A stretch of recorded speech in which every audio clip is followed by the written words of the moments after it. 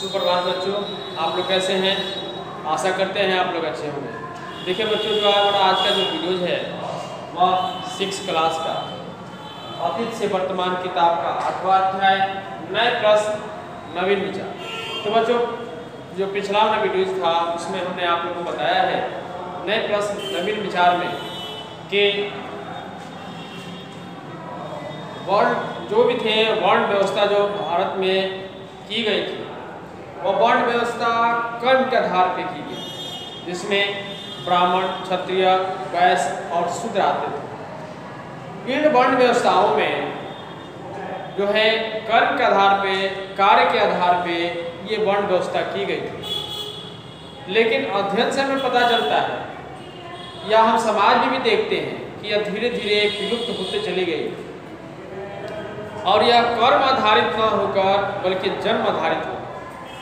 लोगों को जो है एक इस वर्ण व्यवस्था के बारे में लोग जो है एक नए दृष्टि से उसे देखने लगे और वह जो है जन्म आधारित, जो लोग जो है जिस वर्ण में जन्म लेते थे वह जो है उस वर्ण का जो है अधिकारी हो जाते थे।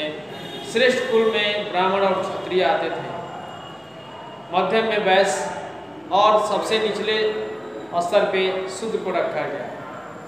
बच्चों, आप लोगों को अध्ययन से हमें विकल्प बताए थे पिछले वीडियो में कि इसमें सबसे अच्छी स्थिति ब्राह्मणों की थी। तो इस तरह से देखा जाए तो एक समाज में एक मनमुटाव और द्वेष की भावना का जो है उत्पन्न होना जग जाहिर है। सभी लोग जानते हैं कि यह जो था ये आपसी में एक विवाद उत्पन्न करने के लिए जो है कार्य किया।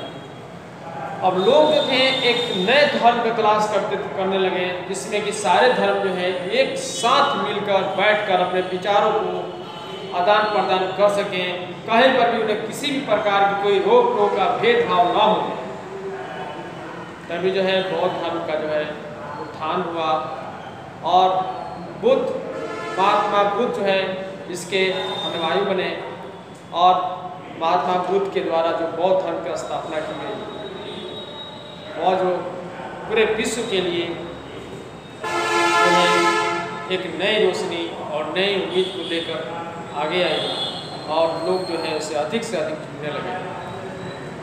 उसके विचार, उसके नियम जो है सारे धर्म को एक साथ लेकर चलने के लिए ही बनाए गए।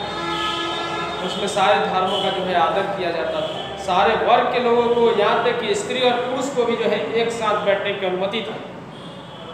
बच्चों, इसमें एक अष्टक मार्ग भी से कहा गया है, महात्मा बुद्ध के द्वारा एक 8 नियम बनाए गए हैं, जिसको जो है अष्टक मार्ग, अष्टक नियम के नाम से भी जाना जाता है। ये नियम जो है हमने आपको बोर्ड पे लिखा है, इसको पढ़ते हैं, आप इसे फेर कॉपी में लिखेंगे। बुद्ध के द्वारा बताए गए 8 आदर्श, इसे अष्टक नियम भी कहा जाता है। पहला लिखे हैं सम्यक। सम्यक मतलब होता है शुद्ध, शुद्ध एकदम शुद्ध विचार से शुद्ध, ठीक ना। तो सम्यक दृष्टि मतलब शुद्ध विचार, ठीक ना। इसमें कह रहा है सत्य असत्य, पाप पुण्य, इच्छा अच्छा बुरा आदि को अच्छे ढंग से समझना, ठीक ना। दूसरा कह रहा है सम्यक संकल्प, इच्छा और हिंसा से मुक्त विचार सम्यक संकल्प कहलाते हैं।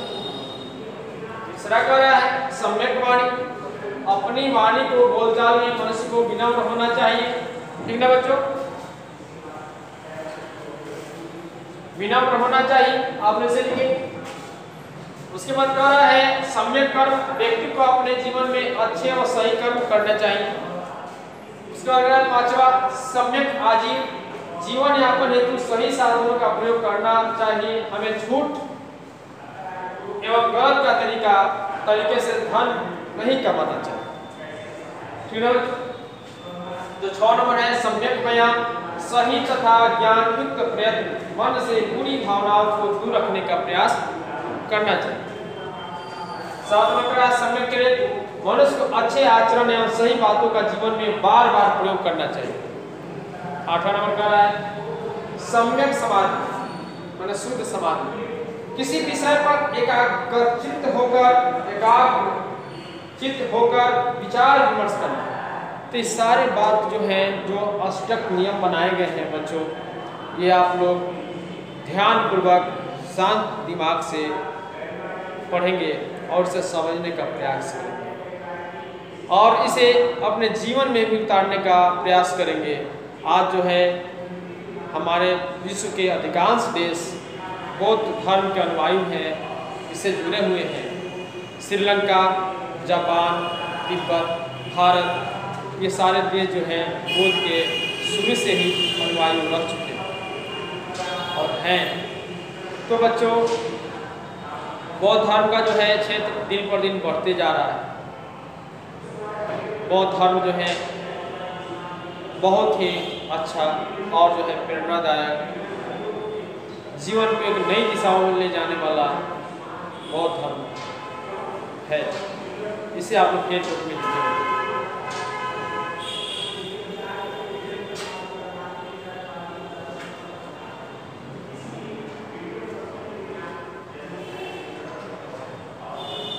तो बच्चों, आप लोग का फेयर कॉपी तैयार हो रहा होगा और निश्चित रूप से आप लोग घर पे बोल लगा कर पढ़ भी रहे होंगे। आप लोगों से हमारी आशाएं उम्मीद बंधी हुई है, आप लोग निश्चित रूप से पढ़ें और उसे याद भी करें। तो आज की वीडियोज़ के लिए बच्चों इतना ही। जय हिंद, जय भारत।